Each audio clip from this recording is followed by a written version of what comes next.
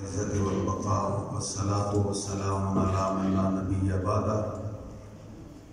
أعوذ بالله من الشيطان الرجيم. بسم الله الرحمن الرحيم.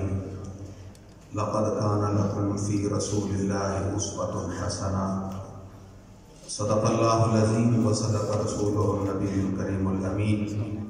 إن الله وملائكته يصلون على النبي يا أيها الذين آمنوا صلوا عليه وسلموا تسليما. اللهم صل على سيدنا محمد وآله وصحبه وسلم بعدد كل معلوم لك. معزز حضرات علماء کرام، بالخصوص انتظامیہ جامعہ جعفریہ، عوام الناس اور نواب آف پنڈی کے ملک خرم علی خان، ہمارے علاقہ کی پسندیدہ سیاسی شخصیت ملک نوید حسین صاحب، آج کی یہ بابرکت کانفرنس ایک حوالے سے تربیتی نشست ہے. ہم نے اس کانفرنس میں آج یہ سبق حاصل کرنا ہے کہ ہمارے آقا علیہ الصلوۃ والسلام آپ کے دامن اقدس کے اندر خداوند قدوس نے کتنی رحمتیں عطا فرمائی ہیں، وسعت رحمت کتنی ہے. اور پھر آج جو ہم ہر جگہ بیٹھ کے دکان، ہوٹل، گھر، بیٹھک پریشانیوں کا رونا روتے ہیں،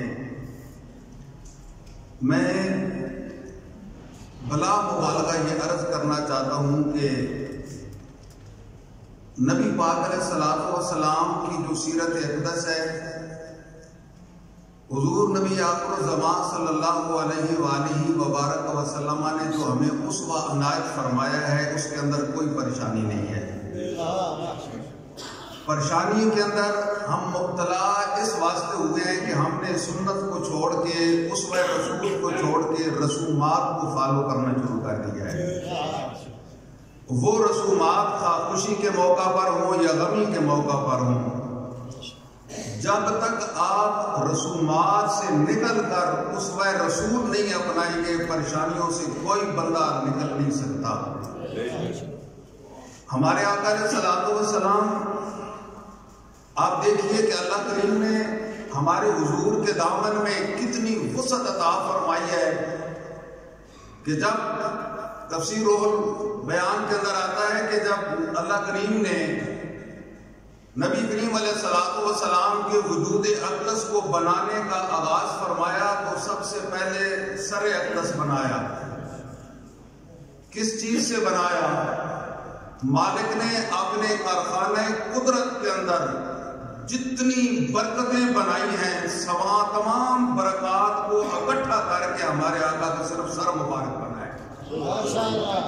کارخانہ قدرت کے اندر جتنا خالق کائنات نے حیا تخلیق کیا ہے، وہ سارا حیا اکٹھا کر کے محمد الرسول اللہ کی مقدس آنکھوں کو بنایا ہے. پھر کارخانہ قدرت کے اندر اس خالق قدوس نے جتنا حسن بنایا ہے، وہ سارا حسن جمع کر کے کملی والے کا چہرہ بنایا ہے. کائنات کے اندر کارخانہ قدرت میں رب کائنات نے جتنی سخاوت تخلیق کی ہے، وہ ساری سخاوت جمع کر کے ہمارے آقا کے مقدس ہاتھ بنائے. اسی اسلام میں آپ دیکھیں کہ حضور علیہ الصلوۃ والسلام کے مقدس ہاتھوں کے اندر کتنی سخاوت اور برکات ہے کہ جب کاشانہ نبوت میں ایک وقت ایسا آیا کہ کئی روز تک کھانا پکانے کے لیے چولہے نہیں جلے، تو سرکار مدینہ علیہ الصلوۃ والسلام نے اپنے اہل خانہ کو مخاطب کر کے ارشاد فرمایا کہ یہ فقر میرا اختیاری ہے، یہ میں نے خود اختیار کیا ہے. ورنہ میرے بنانے والے میرے رب نے میرے اللہ نے مجھے یہاں تک اذن دے دیا ہے، اجازت دے دی ہے کہ اے محمد اگر آپ یوں ہاتھ کا اشارہ کریں تو یہ عرب کے خشک پہاڑ سونا بن کے آپ کے ساتھ ساتھ چلنا شروع ہو جائے. یہ نہیں فرمایا کہ میں کہوں تو، فرمایا صرف اشارہ کروں. بڑے کمال کی بات ہے کہ سرکار نے ارشاد فرمایا کہ میں اشارہ کروں تو عرب کے خشک پہاڑ سونا بن جائیں. خالق کائنات نے ارشاد فرمایا میرے حبیب آپ کا اشارہ کیوں آپ خالی واپس جانے دیں، آج بھی عرب کے پہاڑوں کے اندر ہم نے سونا بھر دیا ہے. تو جناب مجلس ہمارے آقا علیہ الصلوۃ والسلام نے جس انداز کے ساتھ زندگی کے جتنے مراحل ہیں، خواہ وہ ایک گھر کے فرد کا مسئلہ ہو، فیملی کا مسئلہ ہو، تجارتی معاملات ہوں،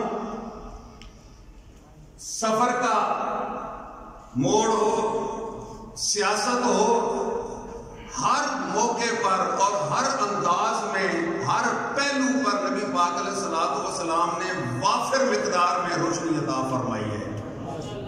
لیکن ہمیں سمجھنا چاہیے کہ ہم نے گھر کے اندر اپنے اہل و عیال کی طرف ان کے ساتھ کیسے رہنا ہے. اس میں اسوہ رسول کیا ہے؟